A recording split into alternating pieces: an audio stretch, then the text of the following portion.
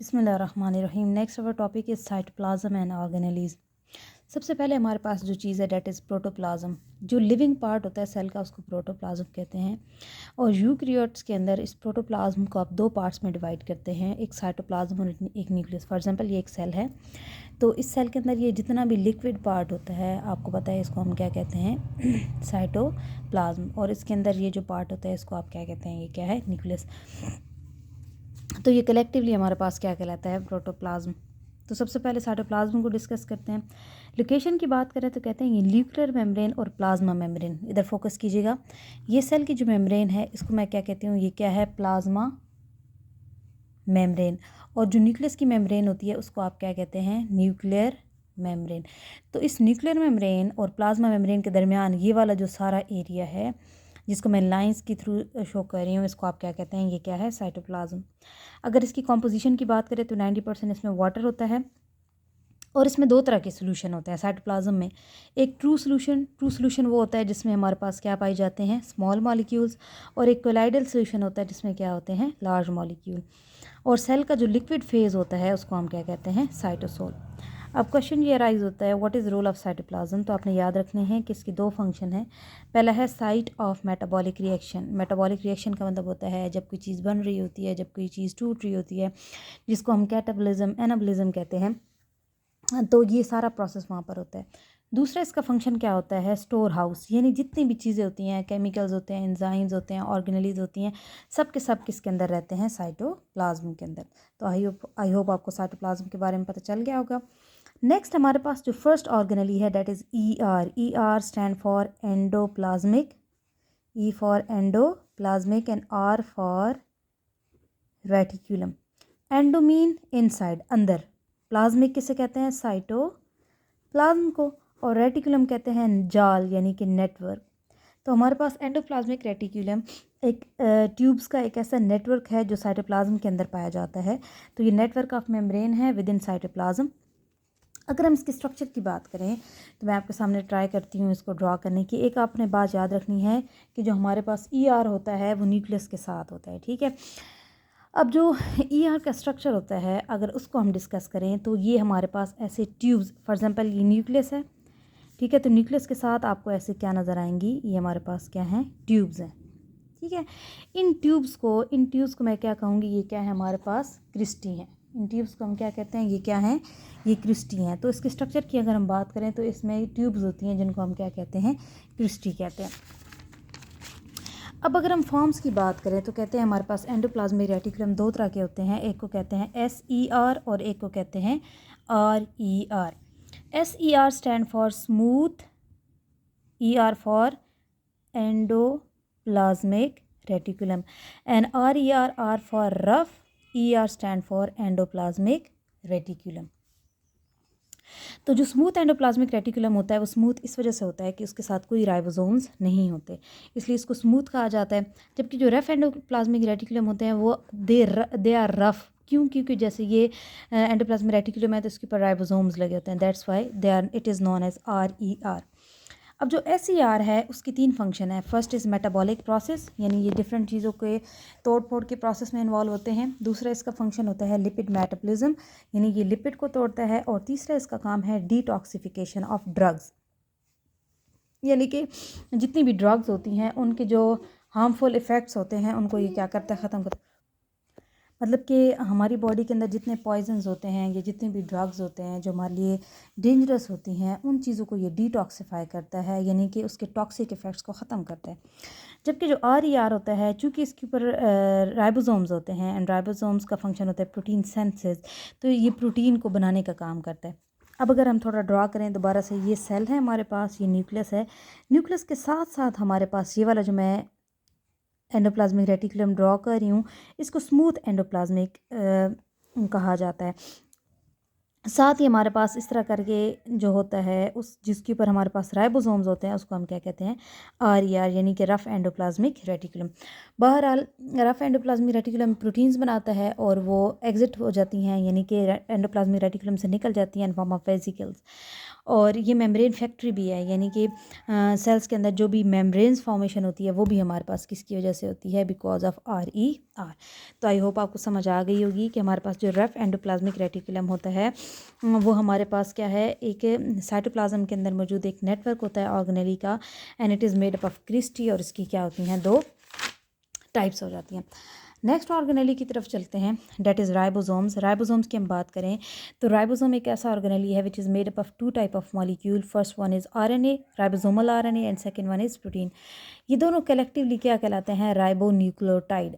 Ribo मतलब इस वजह से कि इसमें हमारे पास क्या है, राइबोसोमल RNA है, ठीक है। तो इन दोनों को कलेक्टिवली आप राइबो न्यूक्लियोटाइड कहते हैं, और ये किसकी कंपोजिशन है, राइबोसोम्स की।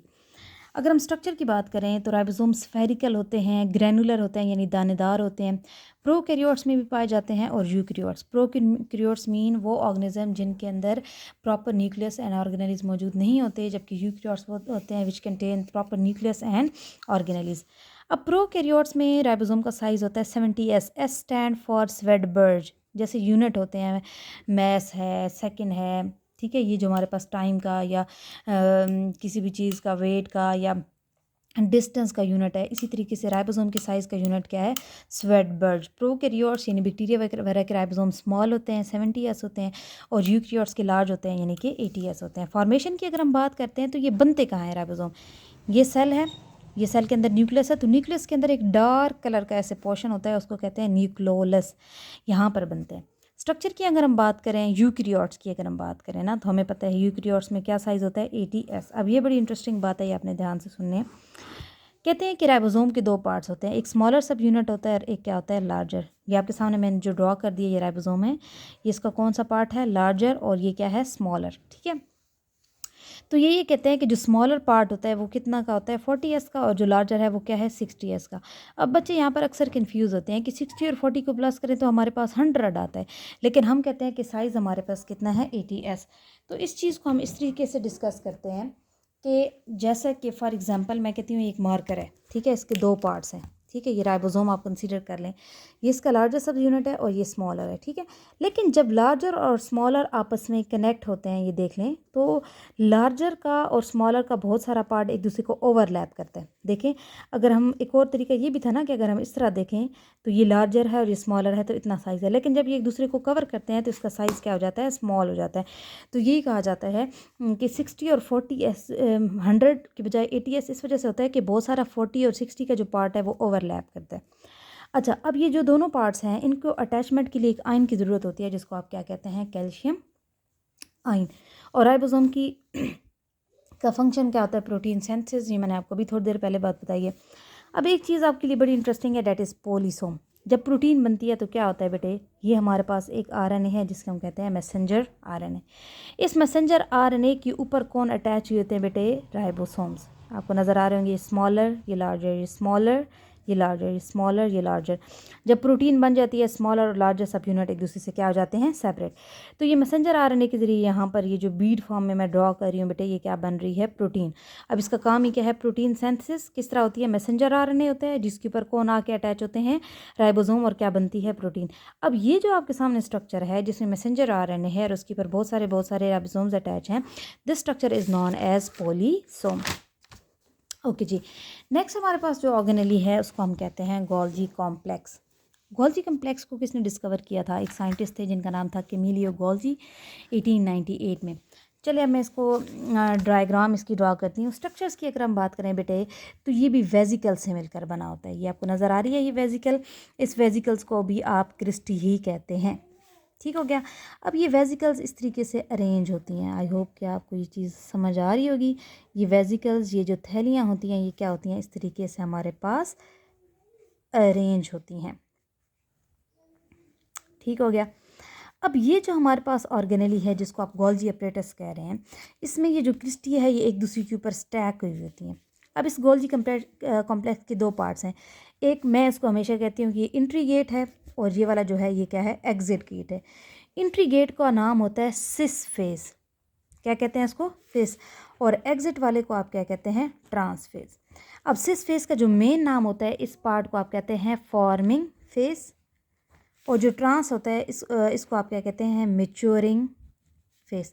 तो ये हमने किसका स्ट्रक्चर डिस्कस कर लिया, ये हमने गोल्जी कॉम्प्लेक्स का स्ट्रक्चर डिस्कस किया कि इसके दो पार्ट्स होते हैं, cis and trans. Forming phase से कोई भी जो चीज़ है वो इंटर होगी, और जो मैच्योरिंग या ट्रांस फेज है उसमें से हमेशा चीज़ क्या हो जाती है, एग्जिट लेती है। ठीक है, तो ये देख लें इस हमारे पास, sorry it's not cristae it's cisternae, ठीक है। गोल्जी वेजिकल्स होती हैं, फॉर्मिंग फेस होता है, मैच्योरिंग फेस होता है। अब हम आ जाते हैं बहुत इंपॉर्टेंट चीज़ की तरफ, that is function of Golgi complex. तो गोल्जी कम्प्लेक्स के 4 फंक्शन हैं। First is cell secretion. अब होता ही है बेटे, ये मैंने आपके सामने क्या ड्रॉ किया है, गोल्जी, ये फॉर एग्जांपल मैं कहती हूँ ये कौन है, न्यूक्लियस। और आपको अभी याद होगा मैंने अभी बताया है कि गोल्जी के साथ साथ कौन होते हैं, एंडोप्लाज्मिक रेटिकुलम। ठीक हो गया, ये न्यूक्लियस है, ये एंडोप्लाज्मिक रेटिकुलम है, और ये कौन है, गोल्जी कॉम्प्लेक्स। अब जो रफ एंडोप्लाज्मिक रेटिकुलम होता है वो क्या बनाता है बेटे, प्रोटीन। ये डॉट्स मैंने क्या बना दिए, प्रोटीन। ये प्रोटीन किस में दाखिल हो जाएंगे, गोल्जी कम्प्लेक्स में, बाय फॉर्मिंग फेस। अंदर आके इन प्रोटीन्स के अंदर मॉडिफिकेशन होती है, और ट्रांस फेस से ये एक वेजिकल की फॉर्म में, इस पार्ट को आप क्या कहते हैं, ये क्या है, वेजिकल। वेजिकल की फॉर्म में ये सिक्रीशन आ जाती है। सिक्रीशन का मतलब ये होता है कि बहुत सारे हार्मोन्स भी हो सकते हैं। जैसे आपने एक हार्मोन का नाम सुना होगा जिसका नाम होता है इंसुलिन, और इंसुलिन का फंक्शन होता है कि जो हमारे पास ब्लड ग्लूकोज लेवल ज़्यादा हो जाता है तो उसको ये क्या करता है, डिक्रीज। तो ये हमारे पास क्या है, सेल सिक्रीशन। सेकेंड ये क्या है कि इसी गोल्जी कॉम्प्लेक्स से हम आगे पढ़ेंगे 3 तरह के ऑर्गेनेली। एक का नाम होता है लाइजोसोम, एक का नाम होता है पेरोक्सिसोम, और एक का नाम होता है ग्लाइकोसिसोम। ये तीनों तरह के जो हमारे पास ऑर्गेनेलीज होते हैं ये गोल्जी कॉम्प्लेक्स से ही बनते हैं। थर्ड इसका फंक्शन होता है कॉन्जुगेट मॉलिक्यूल। कॉन्जुगेट मॉलिक्यूल आपको शायद पहले ही मैंने बताया था। कॉन्जुगेट मॉलिक्यूल का मतलब होता है जब 2 तरह के बड़े मॉलिक्यूल, मैक्रो मॉलिक्यूल आपस में ज्वाइन हो जाएं तो जो मॉलिक्यूल बनता है उसको कॉन्जुगेट। जैसे इनका काम होता है प्रोटीन को और कार्बोहाइड्रेट को आपस में जोड़ना और क्या बनाना, glyco protein, which is a conjugate molecule. इनका काम होता है प्रोटीन को और लिपिड को आपस में जोड़ना, जो कि क्या बन जाता है, lipo protein, which is a conjugate molecule, and so on. तीसरा हमारे पास क्या है, फ्रेगमोप्लास्ट। होता ये है कि स्पेशली जब प्लांट सेल डिवाइड कर रहा होता है तो डिवीजन के दौरान आपको शायद याद हो, जब एक सेल 2 सेल में डिवाइड होता है तो दरमियान में एक वॉल बन जाती है, उस वॉल का नाम होता है फ्रेगमोप्लास्ट। तो वो वॉल, वो जो फ्रेगमोप्लास्ट है, ताकि एक सेल 2 सेल में डिवाइड हो जाए, वो भी किसकी वजह से बनता है, because of Golgi complex. Thank you so much.